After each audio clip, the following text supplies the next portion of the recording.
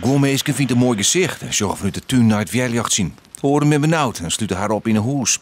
De gevaren van de tongerbui kan groot wezen. Ze kan het weerjacht inslaan en er kan brand ontstaan. Het zien al een brandwachtlieu. De hele nacht drokt waande west in de provincie, maar het blussen en het naaiblussen. Benamen naar de kust en in het zuidoosten ging het mal. Dit is de grafiek van der Heide Groep in Kolmsjen. Daar hadden ze het waande met bliksembeveiliging.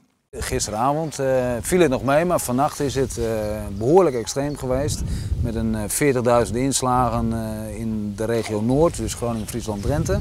En dat is heftig, dat is veel.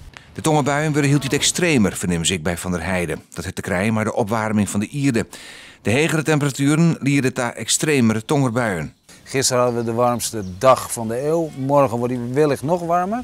En dat betekent dat we meer opwarming hebben en meer wrijving, krijgen we onweersbuien die ook heftiger kunnen worden. Ik merk niet dat het vaker voorkomt tot nu toe, maar dat kan in de toekomst ook veranderen. Betere beveiliging in het weerjacht zien zou de verzwaring kennen dat de gevolgen behind blowen. Bij Tjerken is die beveiliging vaak onwijzig.